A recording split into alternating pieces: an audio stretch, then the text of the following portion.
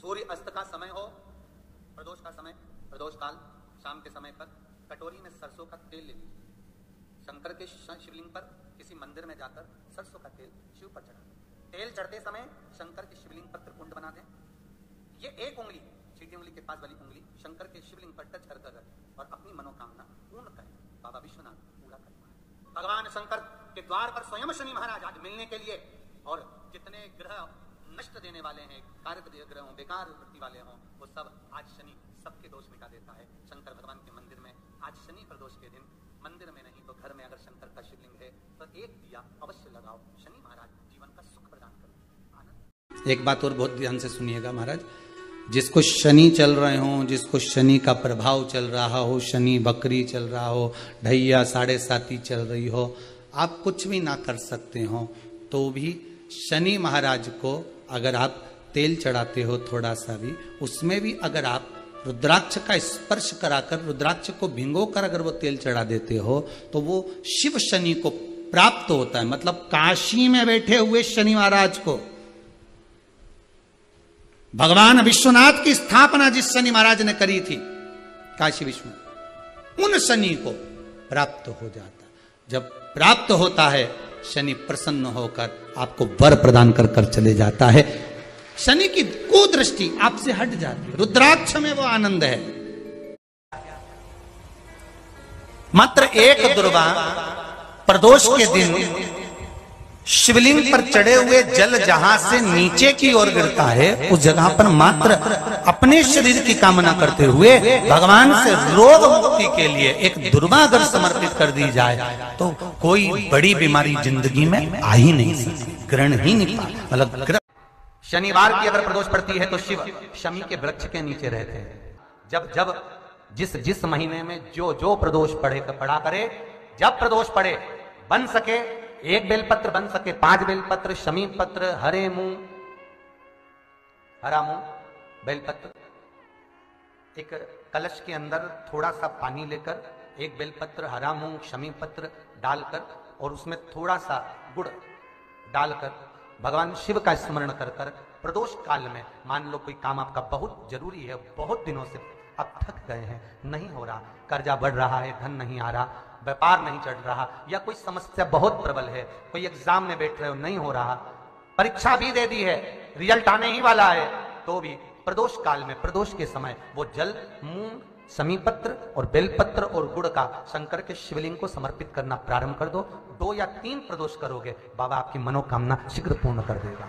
ध्यान से सुनिए, रोज आप अगर शमी के पत्ते को नहीं चढ़ा सकते, महीने में 1 बार या 2 बार शमी का पत्ता शंकर के ऊपर अवश्य समर्पित करना चाहिए। क्यों? शरीर में अगर कोई बड़ी बीमारी आने वाली होती है तो बाबा उस विष को समाप्त कर देते हैं, मात्र शमी का पत्ता समर्पित कर देते हैं। भले महीने में 2 बार चढ़ाओ, हफ्ते में 1 बार चढ़ाओ, तुम्हारा मन पड़े तो हफ्ते में 2 बार चढ़ाओ। ज्यादा बीमारी है, शमी का पत्ता एक शिवजी के शिवलिंग पर और 1 पत्ता जहां से पानी बहकर नीचे गिरता है ना, जलाधारी में से शिवजी पे जल चढ़ाया, जैसे ये शिवलिंग, इस पर जल चढ़ाया तो ये पानी बहकर नीचे आता है, तो जहां गिरता है 1 पत्ता शिवलिंग के ऊपर और 1 पत्ता जहां से जल नीचे गिरता है वहां। अगर ज्यादा बीमारी है और ऐसा लग रहा है कि डॉक्टर कह रहे हैं कि तबीयत ज्यादा खराब हो सकती है, जांचे जाएगी, ये होगा वो होगा, तो 1 पत्ता शमी का ऊपर, 1 पत्ता जलधारी जो बहकर नीचे आती है पर चढ़ाना। शमी का पत्र रोग मुक्ति के लिए जब चढ़ाया जाता है तो भगवान शंकर का अवधूतेश्वर महादेव का नाम लेकर चढ़ाया जाता है। कौन सा महादेव? जम के बोलो जरा, अवधूतेश्वर महादेव का नाम लेकर चढ़ाया जाता है। एक बात आपको कही थी अभी पिछले कथाओं में, गाय के दूध का घी बनाकर उसकी 1 उंगली घी की अशोक सुंदरी वाली जगह पर लगाकर, जो व्यापार नहीं चलता हो, दुकान नहीं चलती हो, अशोक सुंदरी वाली जगह पर घृत लगाकर घर के दरवाजे पर या व्यापार के द्वार पर उस उंगली को लगा देना चाहिए। घृत पर होना गाय के घी की। गौ माता शिव पुराण कर रहे हैं, बाबा देवादिदेव महादेव की कथा कर एक शमी का पौधा, बेलपत्री का पौधा, आंवले का पौधा, पीपल का पौधा, बट का पौधा, ये सारे जो पौधों का वर्णन हमने पहले की कथाओं में करा है, उसको जरा ध्यान से सुनना, जरा ध्यान देकर उसका स्मरण करना। हमने पहले भी कहा इस चीज कि बेलपत्री के पेड़ के नीचे या शमी के पेड़ के नीचे साधारणता नहीं है। बेलपत्री के पेड़ के नीचे लक्ष्मी का निवास होता है, पार्वती जी का निवास होता है, शिव जी का निवास होता है। पीपल के वृक्ष के नीचे 52,000 ब्राह्मणों का निवास होता है, भगवान विष्णु का और शिव जी का निवास होता है, इसलिए शिव जी का नाम एक पिपलेश्वर महादेव है। शमी के पेड़ के नीचे भगवान शिव अपने अड़भंग स्वरूप में विराजमान है। अड़भंग स्वरूप कैसा? हम क्यों कहते हैं कि आप लोगों को भी पहले कहा, शमी का जो पत्ता होता है, देखा है कौन? शमी का जो पत्ता होता है, हम पहले भी कथा में कहा है, जो व्यक्ति मदिरा में डूबा रहता है, नशे में डूबा रहता है, जो व्यक्ति बहुत ज्यादा मात्रा में ये तंबाकू, गुटखा या पाउच आदि खाता रहता है और उसका गुटखा पाउच छूटने को ही तैयार नहीं होता, वो बेचारा प्रयास करता है, ऐसा नहीं है कि नहीं करता।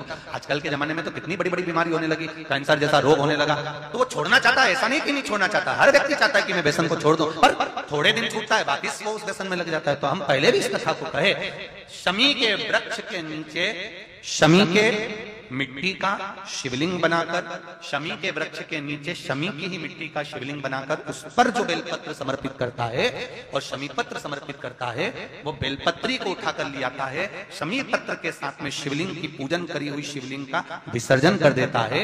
उसी दिन उस बेलपत्र को, लाए हुए बेलपत्र को, जो शमी पेड़ के नीचे पूजन कर कर बनाया गया है, उस बेलपत्र को जो नशा करने वाला व्यक्ति होता है, उसको 3 दिन तक लगातार, पहली पत्ती बीच की, दूसरी पत्ती राइट की, तीसरी पत्ती लेफ्ट की, जो एक एक कर 3 दिन तक खिला देता है। 3 या 4 बार अगर प्रयोग कर लिया तो ये निश्चित है दूसरी बार वो नशे में धुत नहीं होगा, ये निश्चित।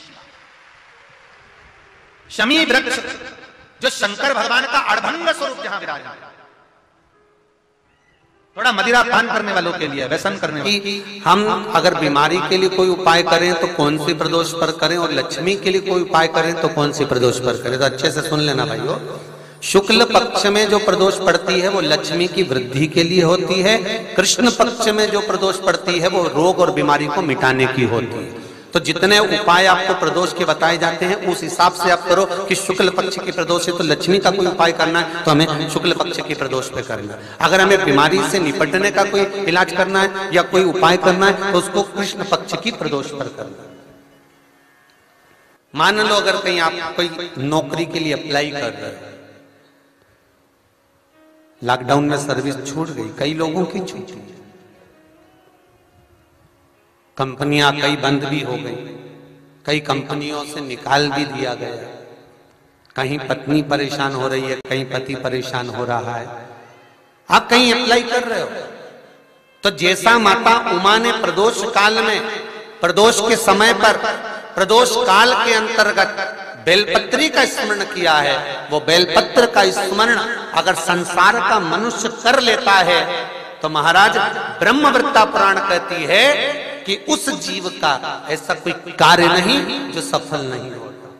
महाराज मेरा निवेदन रहेगा, किसी एग्जाम में आप बैठ रहे हो, इंटरव्यू के लिए जा रहे हो, किसी कार्य के लिए जा रहे हो, नौकरी नहीं लग रही, सर्विस नहीं लग रही, तो महाराज तांबे के कलश में 11 बेलपत्र को रखा जाए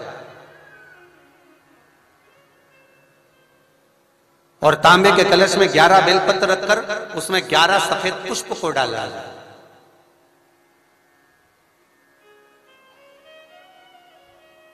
लाल चंदन घिसकर कटोरी में लेकर जाइए। प्रदोष के दिन, शुक्ल पक्ष का जो प्रदोष पड़ जाए उसके दिन शंकर के शिवलिंग पर लाल चंदन लपेटने से पहले शंकर की जो जलाधार,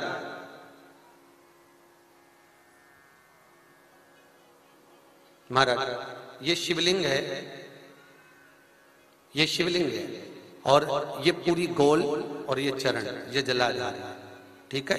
आपको पहले भी कहा है शंकर जी की पूरी जलाधारी में शंकर जी का संपूर्ण परिवार है। राइट जो चरण है जहां से पानी नीचे गिरता है वो गणेश जी का स्थान है, लेफ्ट कार्तिकेय जी का स्थान है, बीच में जो एक मोटी सी लाइन है वो अशोक सुंदरी का स्थान है। जहां पर शिवलिंग रखा हुआ है ये माता जगत जननी जगदम्बा का हस्त कमल है। शंकर भगवान को मां अपने हस्त कमल पर रखी हुई है। ऊपर से जो बूंद बूंद पानी जलाधारी से नीचे गिर रहा है, ये शंकर भगवान की 5 लड़कियां हैं, जया, विषहरा, सामरीबारी, दोतली और देव। ये ऊपर से बूंद बूंद जल क्रीड़ा शंकर जी के साथ में करती हैं। शंकर भगवान का संपूर्ण परिवार जलाधारी में विराजमान है। शिव महापुराण कहती है, माता उमा का चरित्र कहता है, कोई एग्जाम में बैठ रहे हो, कोई कंपटीशन एग्जाम में बैठ रहे हो और चाहते हो कि मेरी नौकरी इसमें लगना ही चाहिए, तो लाल चंदन का लेपन आपको इस पूरी जलाधारी पर करना है। लाल चंदन का लेपन पूरी जलाधारी पर करना। और महाराज जी, जिस कलश में आपने घर से 11 बेलपत्र और 11 सफेद पुष्प जल के अंदर डालकर लाए हो, उसको आप चढ़ाएंगे तो इस तरह से चढ़ाएंगे कि उसका भाग हमें दिखे चढ़ते समय। ऐसे नहीं चढ़ाना, उसको चढ़ाते समय इस तरह से चढ़ाएं कि वो जल का भाग हमारी ओर गिरता हुआ। महाराज, जब आप वो समर्पित कर दें, बेलपत्र, पुष्प आदि सभी चीजें, उस चंदन का एक थोड़ा सा भाग पूरी जलाधारी पर हाथ फेर कर अपने दरवाजे पर आते आते उसका स्पर्श कर दें। जिस दरवाजे से आप एग्जाम देने के लिए जाओगे, जिस घर से आप जाओगे, अपने घर के किसी भी दरवाजे पर उसका हाथ लगा दें या कोई स्थान को छू लें। जिसको आप दरवाजे को खोलकर, दरवाजे को स्पर्श कर कर या दीवार को छूकर या अलमारी को छूकर, जिसको भी छूकर आप जाओगे, उसका स्पर्श कर लेना। फिर आपको कुछ नहीं करना है, उमा और महेश ही सब कुछ करेंगे, जो उनको करना है सब साथ।